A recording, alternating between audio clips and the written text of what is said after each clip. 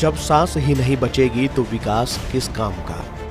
अरावली के विनाश से दिल्ली एनसीआर मौत की ओर। पर्वतों का सीना चीरा जा रहा है, जंगलों को कानून बदल बदल कर काटा जा रहा है और इसे विकास का नाम दिया जा रहा है।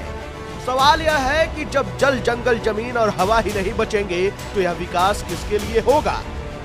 आज दिल्ली की हवा जानलेवा हो चुकी है, सांस लेना तक मुश्किल है। अगर यही रफ्तार रही तो वह दिन दूर नहीं जब दिल्ली सिर्फ अंटालिकाओं का एक निर्जन प्रदेश बन जाएगा, बिना जीवन बिना हवा। यह विनाश की जड़ में है अरावली पर्वत श्रृंखला, जिसे योजनाबद्ध तरीके से कमजोर किया जा रहा है। अरावली पर्वतमाला उत्तर पश्चिम भारत की सबसे प्राचीन पर्वत श्रृंखलाओं में से एक है। यह दिल्ली के पास से शुरू होकर हरियाणा राजस्थान होते हुए गुजरात तक जाती है। इसकी सबसे ऊंची चोटी राजस्थान के माउंट आबू में स्थित गुरु शिखर है। अरावली सिर्फ पहाड़ नहीं है, बल्कि यह दिल्ली और हरियाणा के लिए प्राकृतिक ढाल है। राजस्थान के रेगिस्तान से आने वाली धूल भरी आंधियों और गर्म हवाओं के सामने खड़ी आखिरी दीवार। इसी कारण उत्तर अरावली क्षेत्र में दिल्ली एनसीआर की जलवायु आर्द्र उपोष्ण कटिबंधीय बनी रहती है। लेकिन जैसे जैसे अरावली का पारिस्थितिक संतुलन बिगड़ा, दिल्ली की हवा जहर बनती चली गई। अरावली को भारत की ग्रेट ग्रीन वॉल कहा जाता है। यह रेगिस्तान के विस्तार को रोकती है और भूजल, जैव विविधता और जलवायु संतुलन को बनाए रखती है। लेकिन अब इसी अरावली के अस्तित्व पर सबसे बड़ा खतरा खड़ा कर दिया गया है। 20 नवंबर 2025 को सुप्रीम कोर्ट ने केंद्र सरकार की उस सिफारिश को स्वीकार कर लिया जिसमें कहा गया कि सिर्फ 100 मीटर से ऊंचे पहाड़ ही अरावली माने जाएंगे।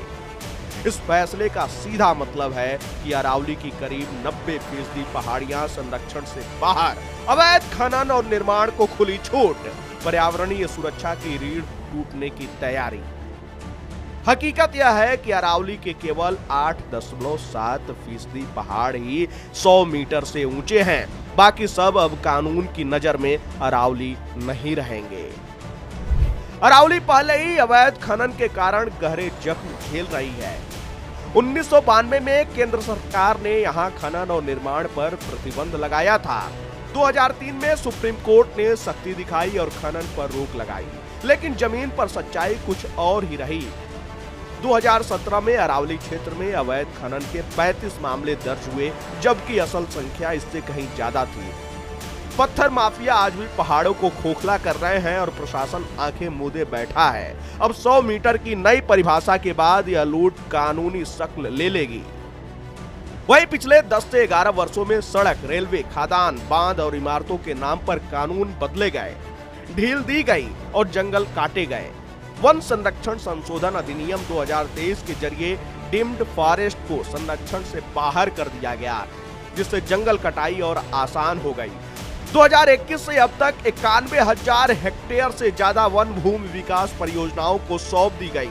इसका सीधा असर जनता पर पड़ रहा है। हर प्राणी का जीवन खतरे में, वन कटे, पहाड़ टूटे और नतीजा सामने है।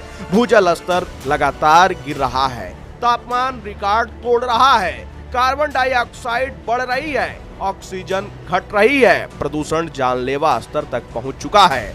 दिल्ली आज दम घुटने से जूझ रही है, कल यही हाल पूरे उत्तर भारत का होगा। सेव अरावली जीवन बचाने की आखिरी कोशिश है। इसी खतरे को देखते हुए लगातार रिपब्लिक इस बात का प्रयास कर रहा है कि कैसे सेव अरावली अभियान को उस अंजाम तक पहुंचाया जाए। यह सिर्फ एक आंदोलन नहीं, बल्कि जीवन बचाने की लड़ाई है। क्योंकि सच्चाई साफ है, अरावली बचेगी तभी दिल्ली बचेगी। पहाड़ कटेंगे तो सांस कटेगी।